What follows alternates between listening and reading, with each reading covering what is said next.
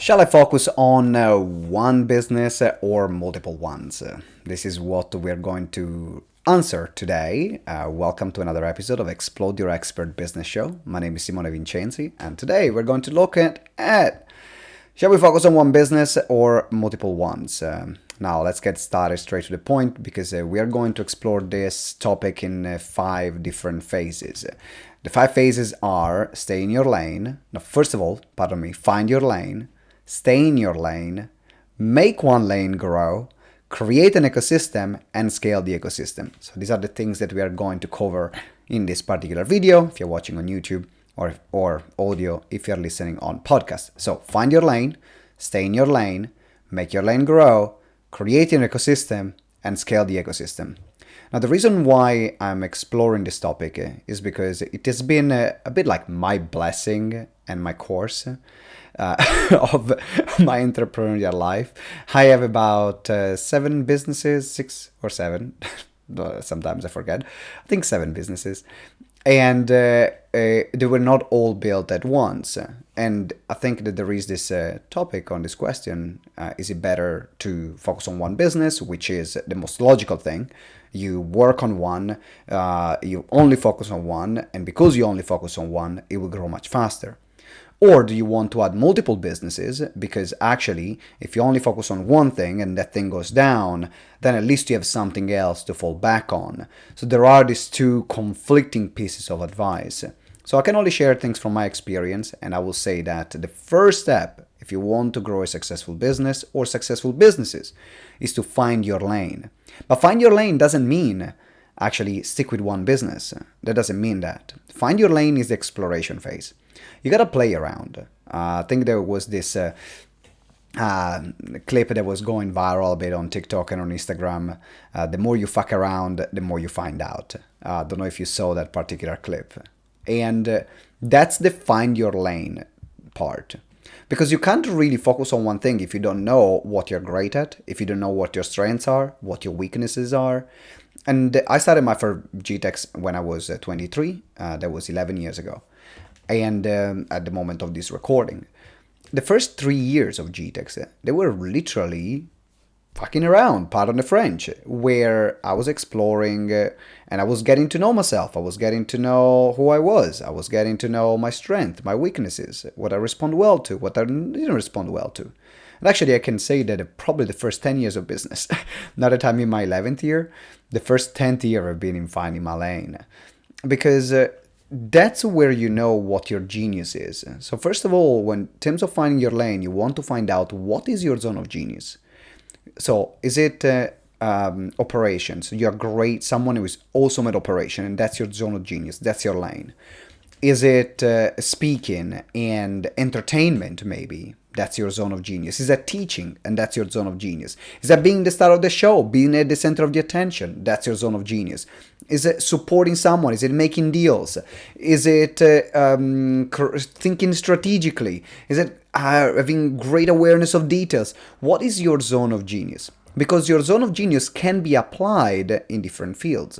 So what happens that when we start, we need to think, oh, we need to focus on one thing, but we only do that thing. We don't know what we don't know. We don't know about ourselves. We don't know about other opportunities. So then what happens is that we might focus on one thing, but we might focus on the wrong thing.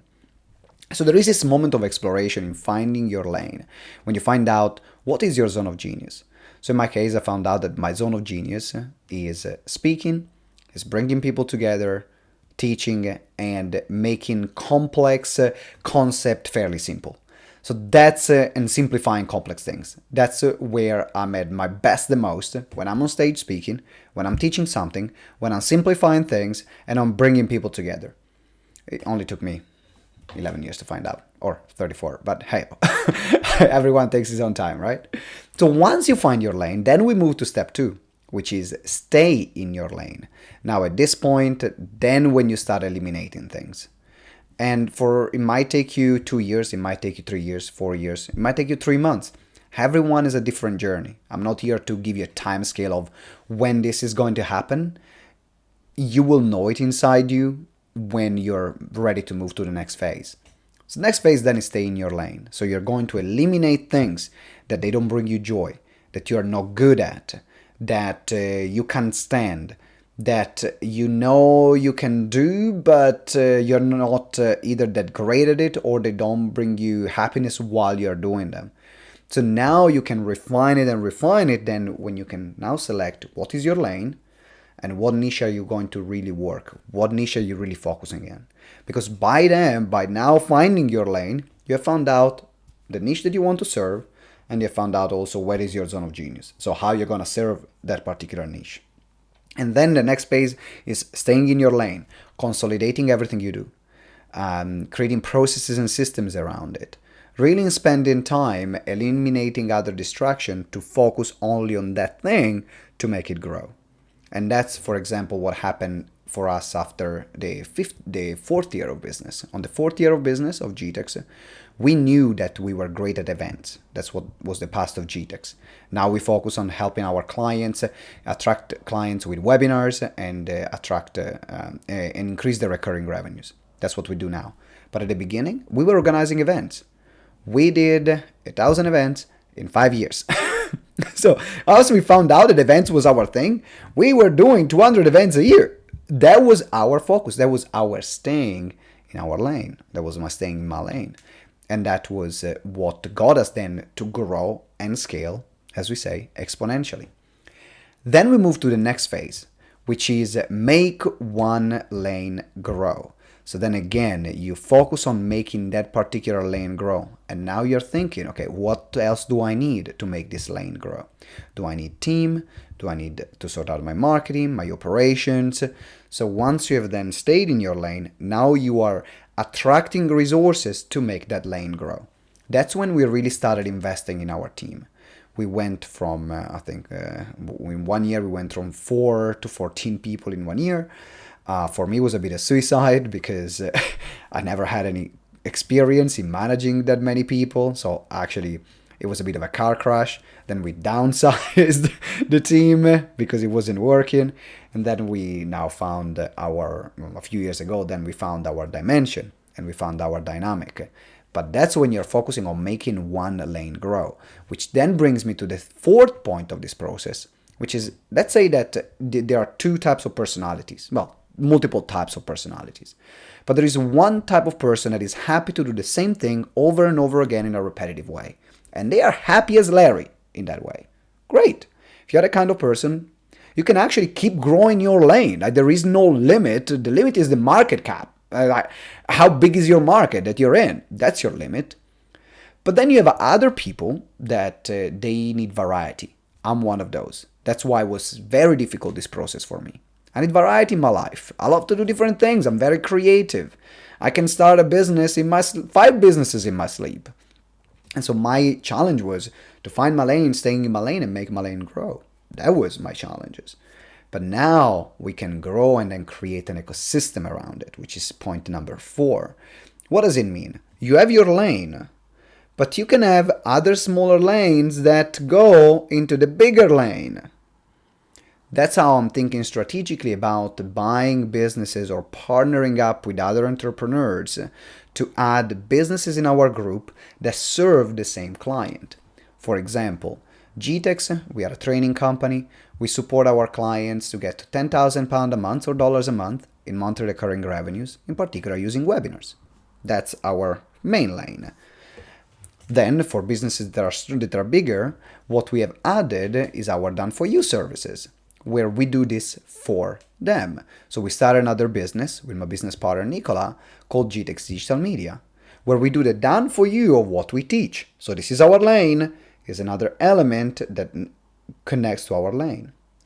Then our coaches and speakers that we work with, they also need public speaking skills. So we are partners and we have shares in a company called Speakers Express, which they're brilliant. They're doing incredible speaker training. So now we've added the speaker training part. As you can see, it's my business, but I'm not running it.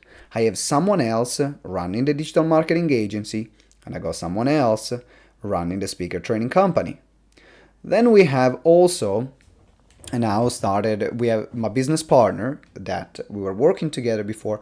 Now we have another recruitment agency. So when we say we want to recruit people, in this case it was a bit of a different business because he wanted to do it, but it's still part of our group. Then we also starting now more of a personal development training. So people that entrepreneurs that they want to focus on their personal development, which is something that we don't offer as GTeX. Now I can have another business going in the personal development side and productivity side of the clients that we work with, which I have another business partner who is working in that company. So as you can see now, I'm growing the ecosystem. So every single part, every single road that goes into the main road can benefit, and we can all benefit. So the more the main road grows, the more the side road grows. The more the side road grows, the more the main road grows as well. And in this way, we can grow the ecosystem, which now gets me to the next point, which is scaling the ecosystem, attracting even more and more businesses that can complete the ecosystem, and then scaling those companies as well, where now the people that I'm partner up with, now they can scale themselves up in the company or out of the company if they want to, depending on their goals, but at the beginning up in the company. They can release even more and then add more and more staff members in the other companies. So we do the same work that we did within GTeX.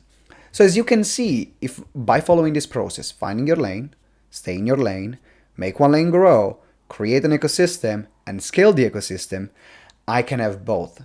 I can focus on one business, make it grow well, without destroying the need of variety that I have, if you have the need of variety as well, and building something that it doesn't matter if one company goes down or there is not as profitable anymore, or there is a market change, and the other can grow. And that's what we have been building over the past 11 years. So I would love to know from you, actually, what are your thoughts in terms of, should you focus on one business, more than one? This is my experience, this is my framework, but I would love to hear from you and what you got out from this video. So if you're watching on YouTube, then let me know in the comments. However, if you are listening on the podcast, then let me know, leave us a review, and let me know what you got out of this particular episode. Last but not least, if you didn't get our webinar conversion kit, make sure you check it out, which is only $30 and is a webinar slide deck that will teach you to create a high converting webinar slide by slide.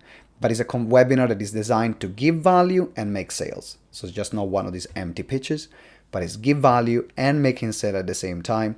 And you can do it in 3 hours. You will have your entire webinar presentation done. You can check it out. It's only $30. The link is in the show notes or is in the description.